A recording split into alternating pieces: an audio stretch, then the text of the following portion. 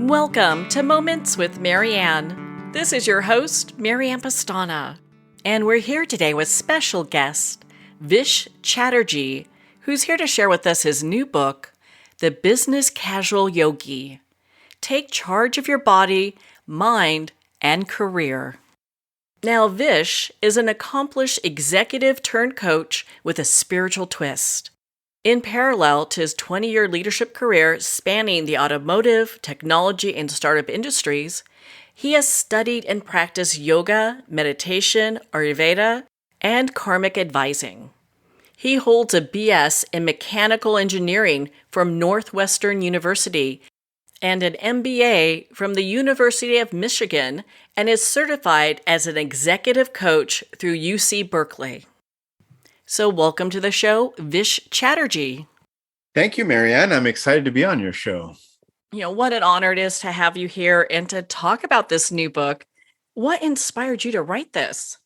Well, it's been, they say in book writing that when a book is ready to be written, then it sort of shows up for you. So I didn't have any necessary aspirations to write a book. I've been a yogi, a practitioner of yoga for the last 20 years. I've also been a business executive, run startups. And I sort of had these two separate worlds where I would do my yoga practice and meditation in the morning and then go out in the world and try and, become the CEO of something. And along the way, I was having a real challenge with my business. And I actually went to my yoga teacher, who's, one of the contributors on the book, major contributor on the book. His name is Yog Rishi Vishwaketu. And I went to him and I said, I'm really struggling with my business world and I'm just not sure what to do. And he kind of slyly said to me, these yogis, they kind of have a vision. So he said, oh, Vishwajit, and that's my Indian name. He said, oh, Vishwajit, you do more yoga business, your business will be okay. It was very cryptic. I didn't understand what he meant by that. But I figured it was a ploy for him to try to get me to help him when he comes to LA to do, yoga workshops. I figured maybe he wants some free assisting help. So there was this big yoga festival, Bhakti Fest, several years ago. And I volunteered to be his assistant to, carry his bags around, open doors. His English isn't that great. So, making introductions for him with different people. And then as he taught yoga classes, I'd go around assisting people, to get the pose correct. And in the middle of one of those classes out in Joshua Tree, in the middle of the desert, 120 people in a yoga class, I'm walking around assisting. And I thought to myself, this is such a different world. There's the yoga world and there's this business world. And there's no intersection between them. There's these yogis having these mystical experiences, these powerful spiritual awakenings. And then there's my other world, which is, living in a cubicle, living in an office and just, trying to get through the workday. And I thought, is there a way to bridge these two worlds? Can I bring some of these teachings to the world that I'm a part of in the business world? And so the idea just struck me that, maybe this is what is missing. And so I sort of researched what is out there and there was nothing out there. And so the idea of the business casual yogi came about, where I'm the business casual guy and my teacher is the yogi. And I'm trying to bridge these two worlds. And of course, as I wrote the book, I realized I am the business casual yogi. I wear business casual clothes, but I'm a yogi underneath it.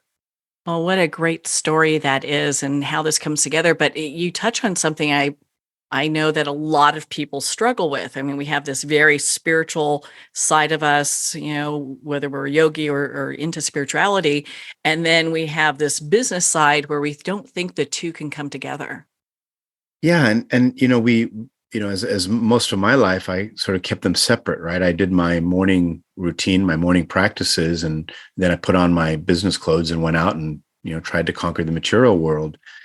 And you get so caught up in trying to rise ahead in leadership and management and success and income that you sort of lose sight of your spiritual nature. We're all, at the end of the day, we're all spiritual beings, but we're just lost in our human experience and we sort of forgot.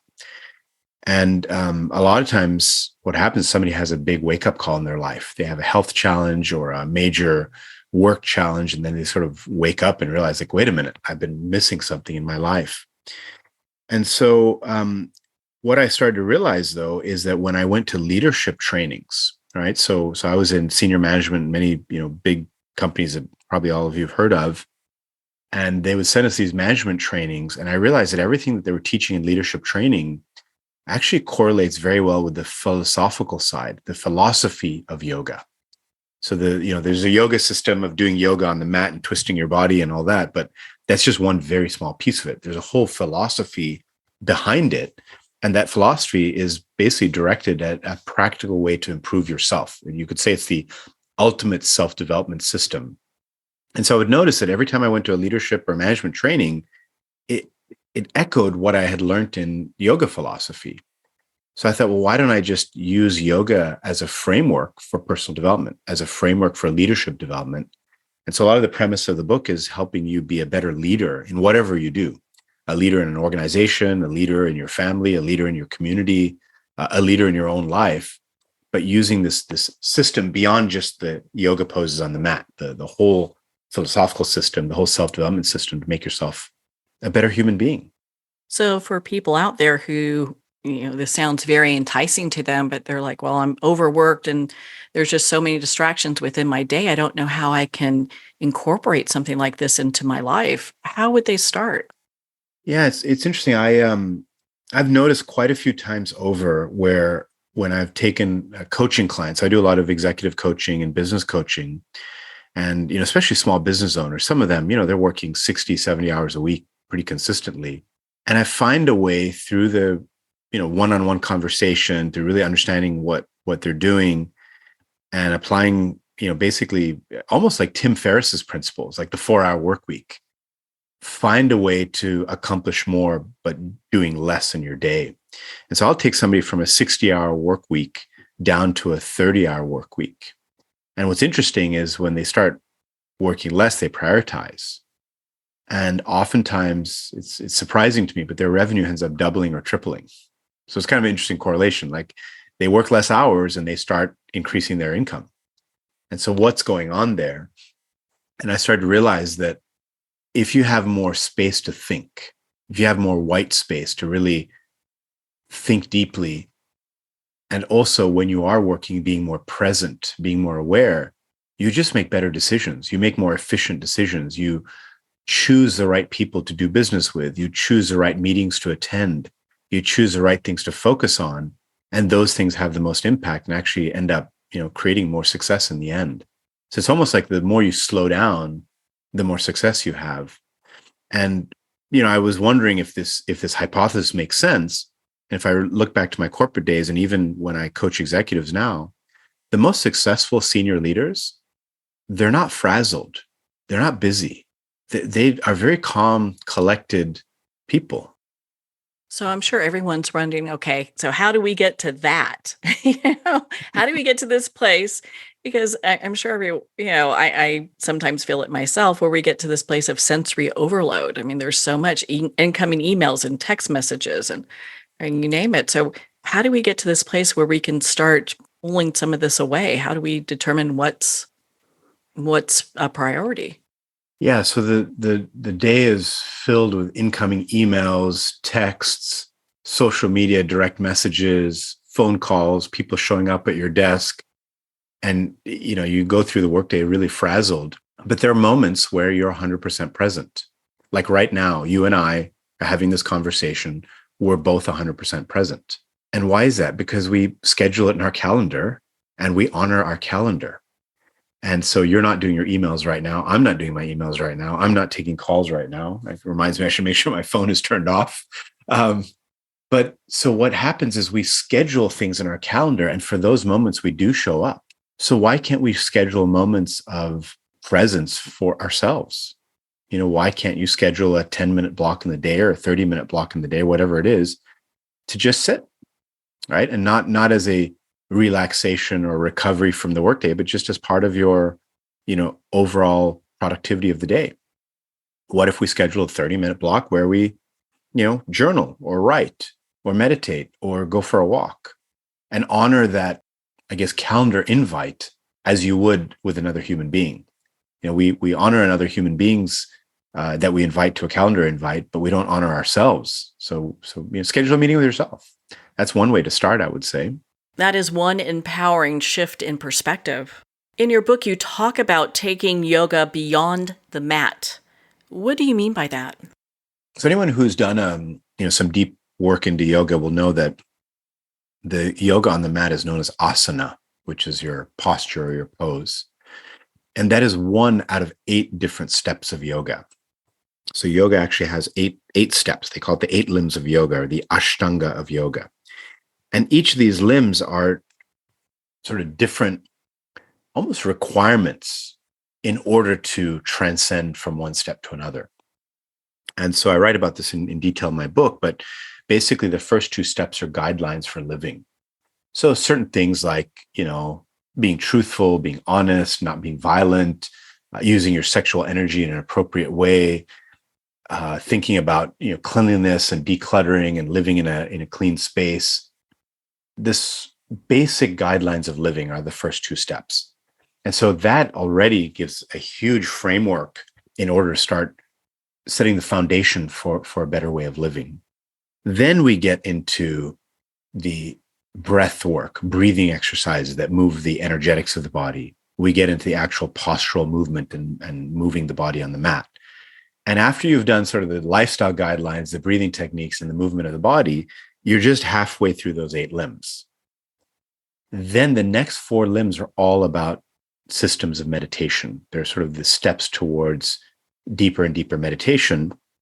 And you start with sitting still and getting quiet.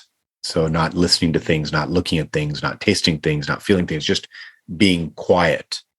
And then focusing your energy on some object of meditation, which then takes you into meditative state, which then allows you for a moment to transcend your material existence, the state of samadhi, as they call it. It's just where you have no thoughts, you're beyond the thoughts. The thoughts continue, but you just get beyond that.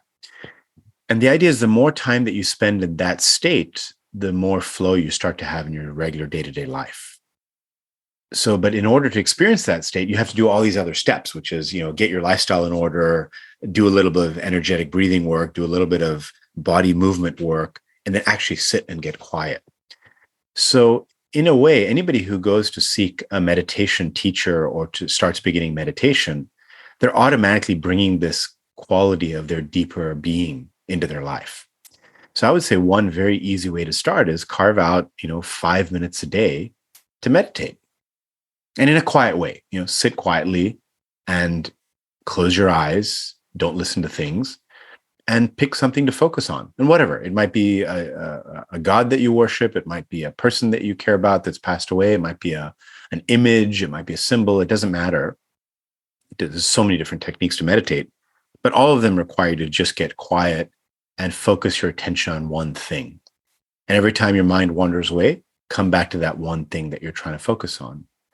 And eventually your mind sort of settles and you just have a moment where you transcend that thing that you were focusing on.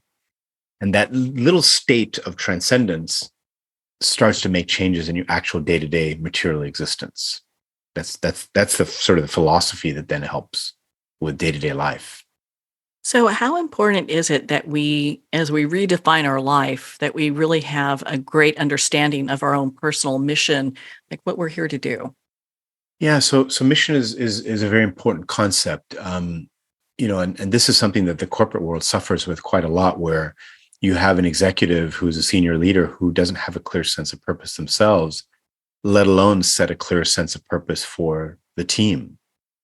And I noticed that, I talk to people in the corporate world and they'll say, wow, I had a really terrible day. It was awful. I don't know what's going on. And they just feel dejected.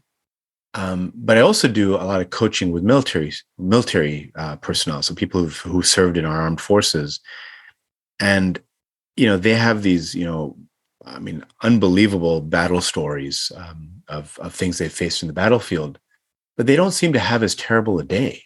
And I started to wonder, like, what's going on there? Like when you ask a soldier, how was your day? They'll say, well, it was okay. I had a pretty good day. And I think part of the reason is in the military, they have a very clear sense of mission. And so they know what they're aiming for. They know where they're trying to go. And they know if they made steps towards it or steps backwards from it. And if they made steps towards it, they feel like they had a good day. And if they made steps backwards, then they say, okay, we know what to fix for tomorrow. Try and do it differently. And in the business world, a lot of times people aren't clear what they're there for. And so they don't know if they've made any progress. They don't know if they're even heading in the right direction. And so then the, combat veteran comes back to the civilian world and they start to feel really lost and really, without a sense of purpose. And so a lot of times I found if I help them get clear on purpose, clear on personal mission, all of a sudden the PTSD issues become much more manageable. The addiction issues become much more manageable because they have this mission that they want to serve for their own personal life. And all these other things sort of fall away because they see them as distractions to that mission. So I believe, as a leader, you should know clearly your direction, which way you're going, but also for the organization that you work for, set a clear direction for your team. Like, this is where we're going. This is what we're trying to do. And as soon as the team feels a sense of mission, a sense of purpose, they start to do better. They start to handle adversity and challenge a lot better. So that's, I think, the key thing is when you have mission, you have a direction that you're trying to go. And when you get pushed off course, you know how to correct because you know where you're trying to go. Now, in the yoga system, there's a concept called Sankalpa Shakti. Sankalpa Shakti. The word Shakti means energy or strength, and Sankalpa means intention. So the idea of Sankalpa Shakti is when you have a very strong intention, it seeds at a deeper level of your soul. And so as you go through day to day and you get blown off course, you have this innate understanding that you're off course and you start to recorrect to course. And so when you set a clear intention or a clear mission or a clear purpose and you write it down, it sort of cements it somewhere in your psyche. And as you go day to day and you get thrown off course for whatever reason, life throws lots of things at us, you never forget at a deeper level where you're trying to go. And it starts to align all of these micro decisions on a day-to-day basis towards serving you to that mission. And so if you don't have a mission, then you don't get any of these benefits of, micro course corrections and the power, the Shakti of Sankalpa, of intention. And you're a lot more likely to get thrown off course. And if you're leading other people, it's really hard to motivate them if you're not clear on mission. It sounds like the military is, people who've been in the military have a very clear understanding. Okay, these are the things we need to do, but they don't get into. I'm not hearing that shame, blame, kind of mentality afterwards. Do people who are not in the military tend to get a little stuck in that area where they're like, "Gosh, I should have done this. I could have been a little bit better at that," as opposed to just resetting? Yeah, it's hard. I mean, yes, definitely when people get out of the military, that's where they start to really struggle because in life there isn't a clear mission and there's nobody telling them what the mission is. And that's why I think ex-service members do really well in companies that are clear on mission. They flourish in those organizations. Now, for an individual, I think we're always trying to figure out, like, we're looking at other people and measuring ourselves against their mission, right? So, I've got this neighbor and look how well they're doing and I'm not doing well. And so I'm failing and I'm shameful of what I'm doing. So I think we have a lot of, keeping up with the Joneses kind of a mentality in our culture. And when we do that, we're sort of measuring to the wrong mission, right? So it's very important to be very clear about what is your journey, what is your unique path. And in the spiritual sense, from a yoga philosophy point of view, it's about karma. We're all born with a different set of lessons, a different set of skills, a different set of tools. And the only measurement of how well you're performing is against your own sort of karmic blueprint, so to speak, your own journey. No one else's journey really matters. So I think part of that shaming comes from, well, this is what my dad set for me and I'm not meeting that expectation, or this is what my, friend is doing and I'm not meeting that expectation. So I think it's very important to sort of say, if I'm feeling ashamed of something, where's it coming from? Like, by whose measure? I think that's probably one of the best ways I've heard that explained. So thank you. I appreciate you taking the Thank time to you. go through that. Yes, because it really puts things in perspective. I mean, we're not measuring ourselves against anybody else. It's only in relation to our own karma. That's exactly right. And the book, The Business Casual Yogi, that I wrote is, goes deep into yoga philosophy, into Ayurveda, the mind-body medicine system. But and I cover a little bit of the karmic journey and understanding some of what is karma. But beyond the Business Casual Yogi, part of the work I do is the Vedic astrology system. And, I don't normally talk about it in a public setting because the word astrology for me has a very bad connotation. When I first came across the word astrology, I thought, what is this hocus pocus woo stuff? And then I started going deeper into the Vedic system, so there's yoga, there's Ayurveda, the mind body medicine system, and then there's a system of Jyotish. So Jyotish translates as the science of light. And of course, in Jyotish, we study the science of light through the light of the planets. And so in English language, we start to say, well, that's astrology. And then, of course, I think of Western astrology and these newspaper horoscopes, and that whole thing to me seems like hocus pocus. But what I realize is the Western system uses the wrong astronomical mathematics. So when somebody says your sign is blah, blah, blah, that's actually not correct to what's in the sky. And, the Vedic system is very much a truth-seeking system. And so by correcting to actual astronomical reality, we start to get a different map of these light of the planets and how they influence you. And what I realized about the Vedic system of Jyotish, or Vedic astrology, you could call it, is the study of karma. At the end of the day, it's the study of karma, and it's trying to understand each individual's unique karmic blueprint. Why are you born? Why are you here? What are you here to do? And why are you having these challenges? And helping understand that context of that. And that is where I find some really powerful wisdom, where it doesn't matter comparing yourself to anybody else. You just have to hold up yourself to the journey that you're on.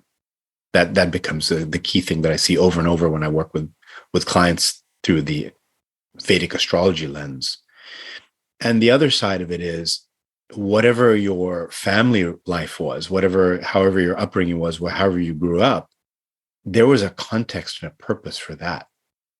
And that sometimes becomes the biggest breakthrough, is rather than being the victim of your circumstances, you start to realize that was part of your training ground. There's strength and nutritive value in that. So rather than saying, look at all this trauma I went through, it becomes, look how well I can digest and pull out the nutritive benefit from that trauma. And look how strong that has made me today.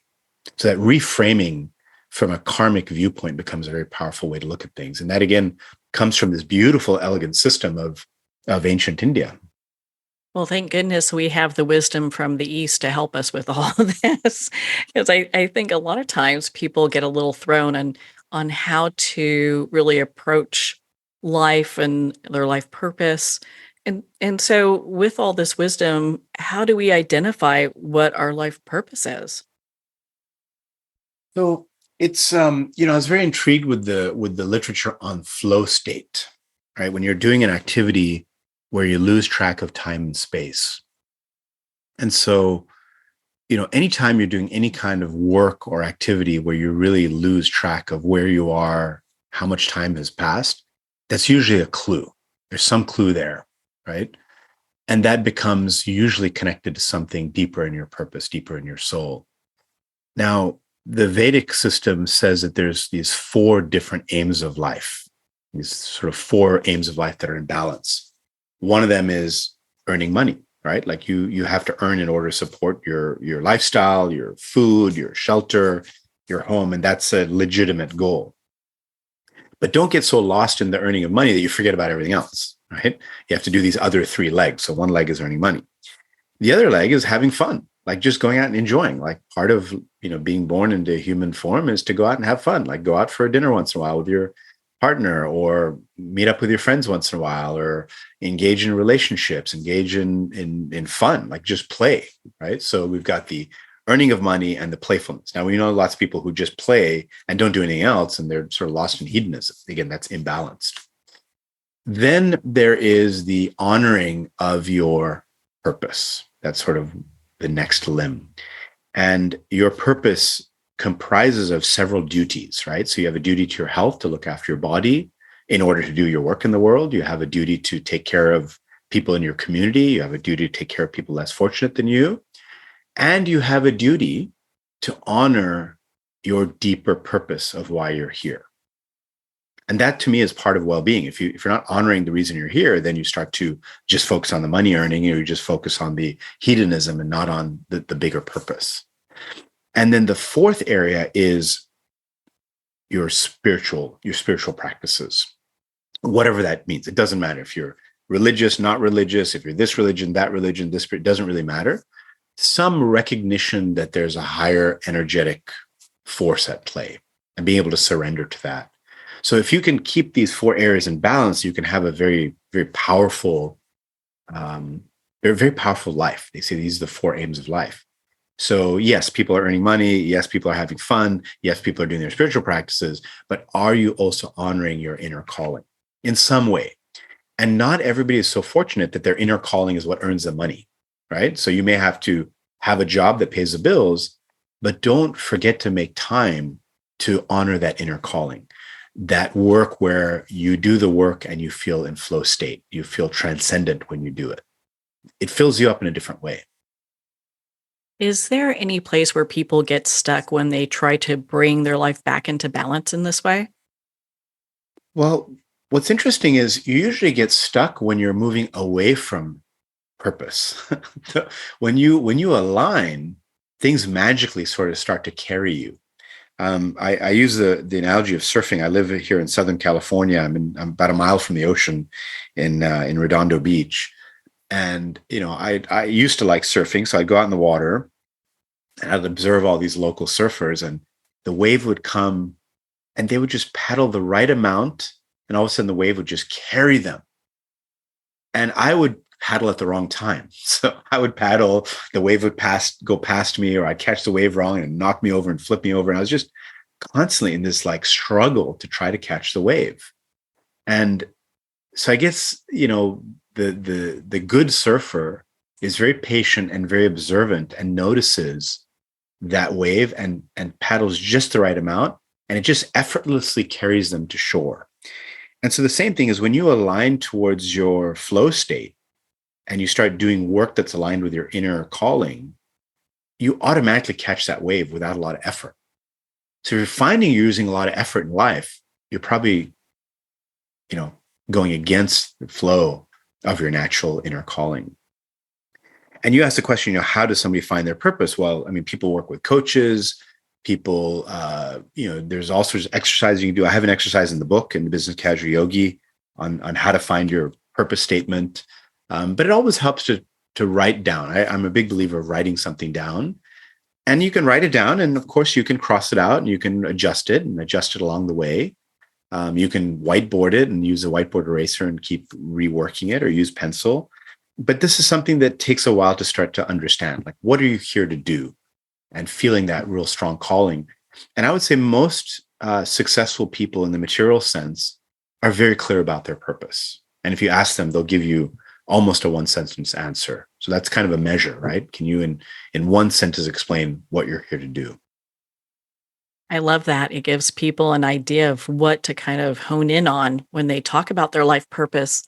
And if it's something like I'm here to help people evolve, and what have you, can it be something that's more vague so that regardless of what they're doing in life, as long as it fits within that purpose, it will also fit within what they're here to do?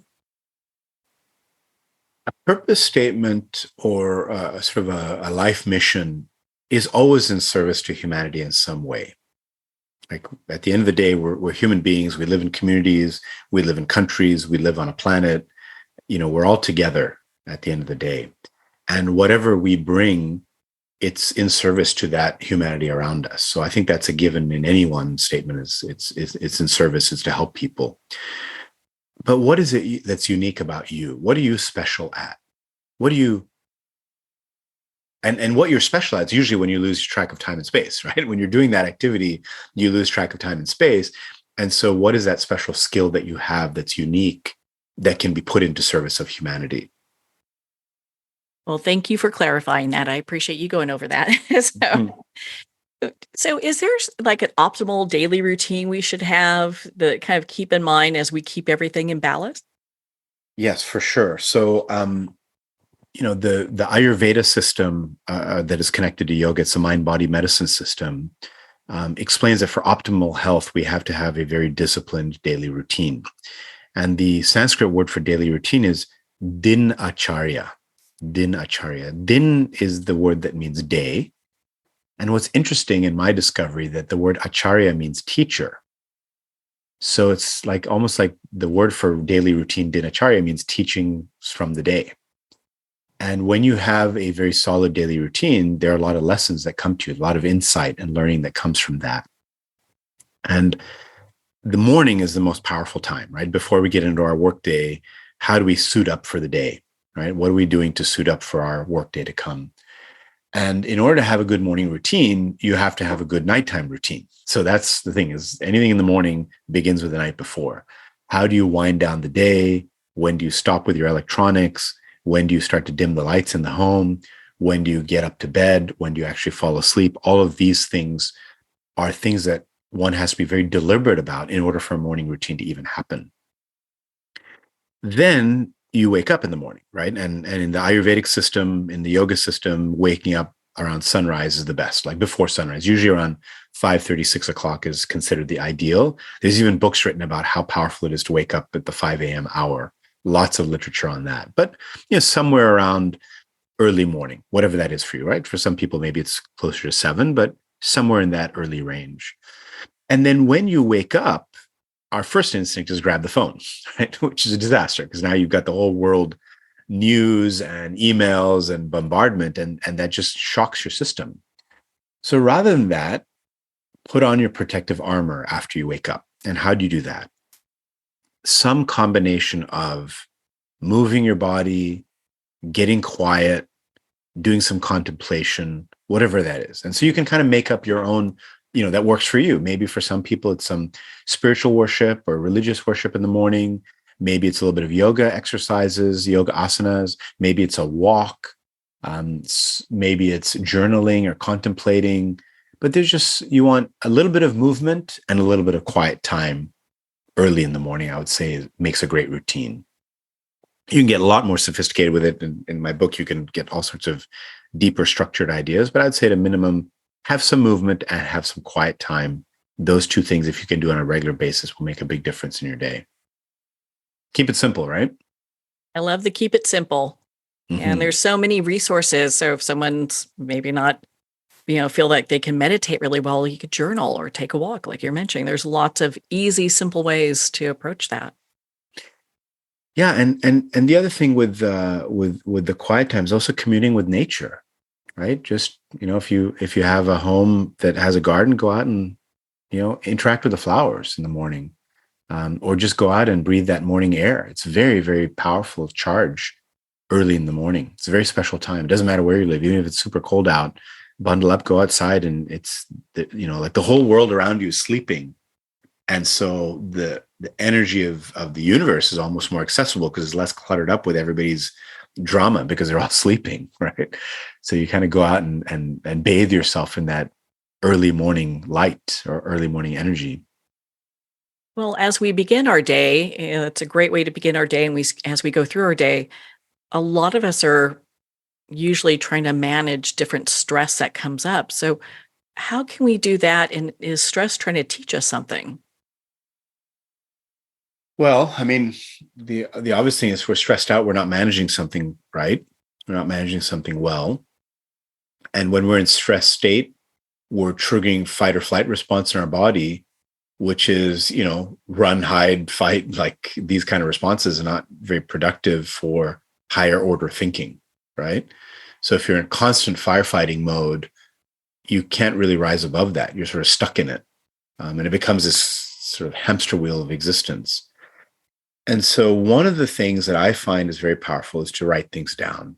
And I know it sounds simple, but we just don't have the memory and we don't have the space in our world today to remember every single thing. And everything that we try to remember also adds stress to us. So I always say, get it down on paper or get it down on an app on your computer or on your phone. But any idea that comes in your head that needs action, capture it somewhere. And that way you can relax about it because it's captured, right? Once I write it down, I need to pick up milk at the grocery store. If I try to remember that all day, it's adding this little extra stressor in my mind. And of course, the day has so many things that come up and you're trying to remember all of them. And all of a sudden your mind is cluttered with all of it and you start to feel overwhelmed. But you write it down and you're like, okay, you know what? I got that milk thing captured somewhere. Maybe it's a little calendar thing that says at 3:15 today, when I have a gap, go to the store and get some milk. So it's there. I don't have to worry about it anymore. I can let go of that little bit of mental clutter for the moment. Oh, I have to call so-and-so. Oh, I have to reply to that email. Okay, write it all down. Now it's captured. It's not cluttering my mind. And that way, when I'm sitting with you right now, we're 100% present. I'm 100% with you. And I also know in the back of my mind, everything that needs to get done today will get done. I don't need to worry about it at this moment because it's captured somewhere. I think all of us have that one friend who's really connected to their phones or devices that you never really feel that they are 100% connected with you when you're spending time together. So it's such for me, like a reminder how important it is to detach from devices as much as possible. Yeah, I mean, our device overload. I mean, I wonder like what's happening to our evolution of our thumbs and our necks and our backs. I mean, just the way that you see people and their posture with their phones. I mean, what's going on at a physical level with just joints and tendons and bones, let alone what's happening at the mental level and the subtle level and the energy of, in the brain. And, these are incredible devices, incredible power, but it has to be used in moderation as with everything, right? Everything's in moderation. You enjoy a glass of wine here and there, but you're going to drink 10 glasses, you got a problem. Same thing with the phone. You use the phone for an hour here and there, but use it for 10 hours, you have a problem. So I think we should, be very cognizant of the power of these technologies, but use them in a wise way. Use them. Don't let them use you. That's what my teacher, Vish Chatterji says. He's like, use technology, but don't let technology use you. And, like you said, when you're with a friend and they're stuck in their technology, who's in charge there? Yeah, definitely not the conversation or the connecting with one another for sure. So, And then people start to feel lonely, right? oh yeah, I know. I know. And then it furthers that disconnection in many ways. Yeah, exactly. Well, in your book, you go over many different breathing techniques. Why is it so important that we connect with our breath? So the word for, and I know in English people say, oh, breath work. I'm a breath work teacher. I do breath work. That's really not it. The word is pranayama. Pranayama. Prana means your life force energy. You could say ki energy in the Chinese tradition, but life force energy in Sanskrit is known as prana. And the word yama means restraint and control of. So pranayama is actually a cultivation of your life force energy. So you're not doing breath work, you're not doing breathing exercises, you're actually cultivating your life force energy. And so these are techniques that are a very quick way to re-energize your life force that, of course, gets drained with everything going on around us. So in the yoga system, in those limbs that I talked about, those 8 limbs of yoga, one of the limbs is pranayama, which is the cultivation of that life force energy. So the reason we do these techniques is to enhance our energy force, our energetic field. And when let's say you go to a holiday party, right? We're getting the holidays here. You go to a holiday party and you meet somebody, you just feel this light from them. That means their prana is very strong. And there are ways to cultivate that same light in anybody through these exercises. So that's one reason for it. The other side of it is I've found miraculous results with clients when they just start doing some breathing exercises in calming their anxiety levels. I remember one senior executive of a media company, lots of sleepless nights, insomnia issues, all sorts of challenges and stress and anxiety. And I taught him one breathing technique that was just taking deep breaths. In a simplified way, it's taking deep breaths, but it's called the 3-part breath, Dirga Pranayama. I write about it in the book. And I had him just do 12 rounds of this on a daily basis, inhaling, filling the belly, filling the mid chest, filling the collarbone, filling all parts of the lung, holding for a moment, and then slowly releasing it. 12 rounds a day of this. Took him 5 minutes. And he's like, Vish, you won't believe I'm sleeping great. I don't have that anxiety. And that was the only one thing I gave him. I didn't give him like, okay, do this meditation, do this breathing technique, do this. I didn't give him a shotgun approach to things. I gave him that one simple breathing technique, and it literally changed his life. And I was even shocked. And so a little bit of slowing down, paying attention to your breath, doing some of these very sophisticated but simple techniques has remarkable effects. Because one, it's helping your life force energy, but the other is taking care of the material anxiety and stress and insomnia issues. It's amazing how something so simple can make such a profound impact on somebody's life. You can tell I'm surprised every time. I approach everything with a lot of skepticism. I was studied as an engineer. I'm a mechanical engineer by training. I've been a business executive. I've been very skeptical on many, many things. And of course, I take that skeptical idea to yoga and meditation, Ayurveda, and even Vedic astrology. And then, I'm like, okay, let me experiment. Let me try this out and let me see what happens. And then these miraculous things happen. I'm like, oh, wow, it really does work. It's not just a theory. When somebody practices it, it's quite remarkable. And of course, now science is starting to research and understand these things and getting the same scientific feedback of the efficacy of these techniques. But it doesn't take a lot. I think we look for very complicated solutions, but very simple things can have a profound effect. But you have to do them. That's the one thing. It's not like I do it once. You have to do it daily. And that's where the daily routine comes in, where I sometimes say, you brush your teeth 2 minutes in the morning, you brush your teeth 2 minutes in the evening. But let's say you say, I'm going to go for 5 days without brushing my teeth and then brush for an hour on Saturdays. It's not going to work. It just can't. It's a daily thing that little by little cleans out that accumulation of stuff within the day. And so same thing with these techniques, they're required to be done daily, a little bit, but daily. So 2 minutes every day is a lot more powerful than, or let's say 4 minutes of brushing your teeth every day is a lot more powerful than 1 hour once a week. Same thing with these breathing techniques or meditation techniques. 5 minutes of meditation daily is a lot better than 1 hour once a week. And thank goodness for that, right? Mm-hmm. Yeah, and it's doable, right? Like we can all afford 5 minutes in a day. Oh yeah, it breaks it down to making it really simple. And I think I think there's some idea that we have to spend this long amount of time doing these different practices. A lot of people think of that about meditation. It's like, oh my gosh, I have to spend like an hour meditating. I don't know if I can sit there that long.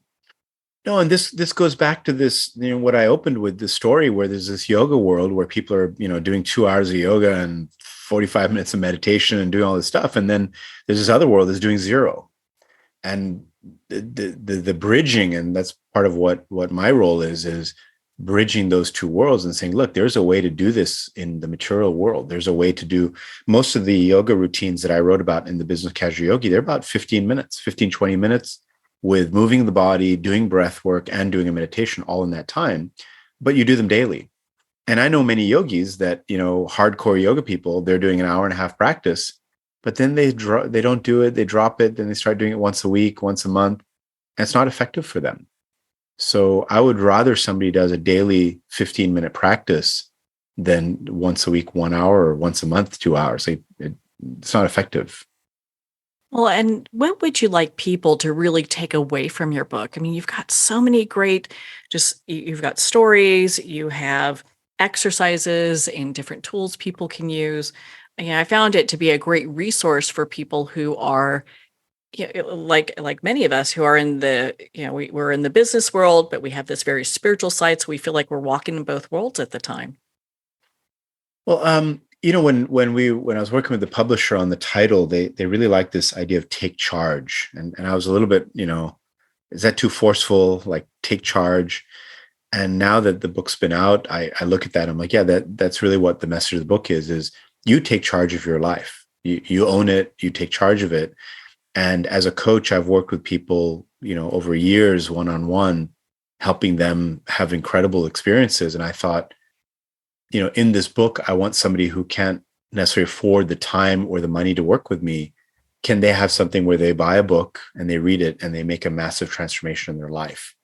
So that's sort of what my goal is, that, your listeners buy the book, start following things in the book and have remarkable transformation in their life. And what is that transformation? Being happier, being more peaceful, being more connected and present in their relationships, being more balanced, and just overall being more successful, right? And what is the measure of success? Measure of success is when somebody asks you, how are you doing? You say, you know what? I feel great. I feel wonderful. I'm happy with my life. That's a successful person.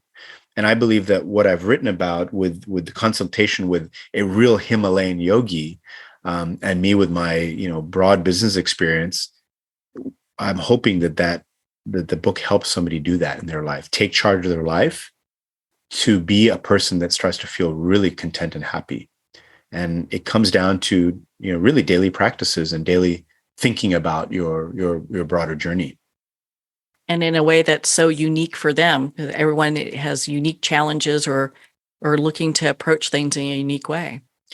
Yeah, and there's no one size fits all. I mean, I know that a lot of authors, they hang their hat on their unique system, their unique patented approach to blah, blah, blah. And, this is not my system. Like, I didn't come up with this. This is the yoga system of ancient India. This is developed by people who are far beyond the intelligence of anybody who exists today. Like, these are ancient rishis, ancient seers of 5,000 years ago that had these systems. My role is a facilitator of that knowledge. I'm just being a translator of that knowledge. So it's not my system. And there's no one size fits all here. You really have to know what's unique about you.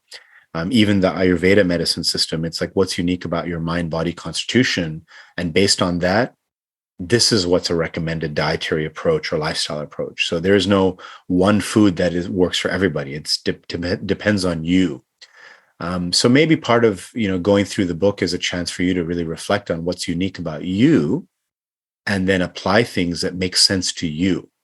Like, what do you want to do? What practices feel good to you? What don't feel good to you? This is not a faith-based system. This is in a way, a scientific system. You have to test it.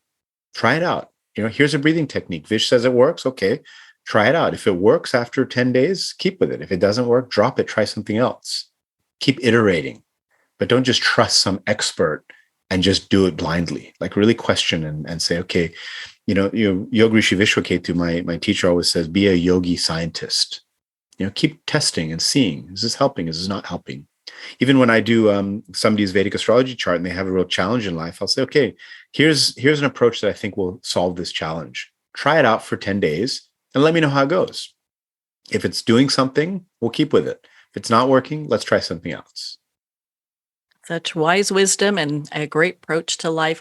Where can our listeners connect with you and be part of your community and learn more about your work? Oh, so the Business Casual Yogi, the book is available anywhere books are sold. So your typical, e-commerce or brick and mortar outlets. And my website for my coaching work is Head and Heart Insights. So headandheartinsights.com. Or you can just Google Business Casual Yogi, because the book is Business Casual Yogi. My Instagram account is Business Casual Yogi. My Facebook account is Business Casual Yogi. And of course, if you're in the professional world, you can find me on LinkedIn under my name, Vish Chatterji. Well, Vish, thank you so much for taking the time to be on the show with us here today. It was a pleasure, Marianne. You asked some great questions. You really got out some things that I didn't think I'd talk about, but they just came out. So that clearly this is part of your life journey, is offering this facilitation of wisdom and knowledge to the world and the distribution of it. So congratulations on living in your Dharma.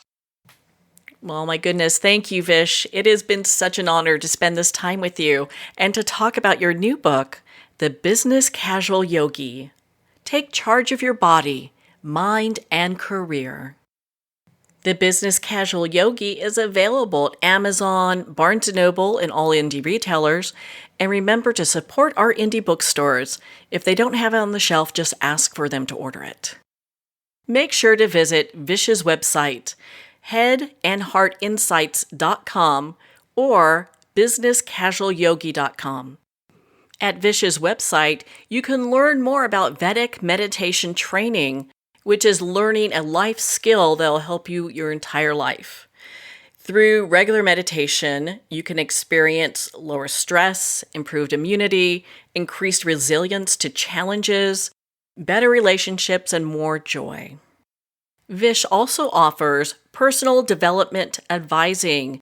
This will support you in making a significant decision, life or career change, overcoming difficult personal and professional challenges, getting clear on your life direction and purpose, leading your life with more intention and balance, and also integrating healthier practices that fit your lifestyle and temperament. Well, we're going to pause here for a quick break. You've been listening to Moments with Marianne. We'll be right back after this message.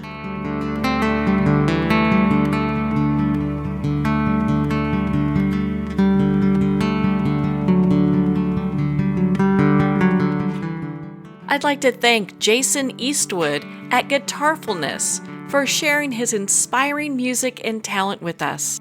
His music is known worldwide for cultivating atmospheres of harmony, inner peace, and clarity.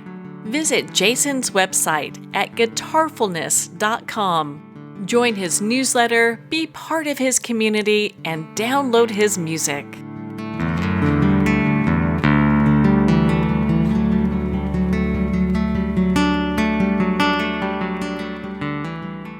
Well, we're at the end of our time today.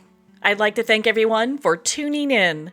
You've been listening to Moments with Marianne, where we make every moment count.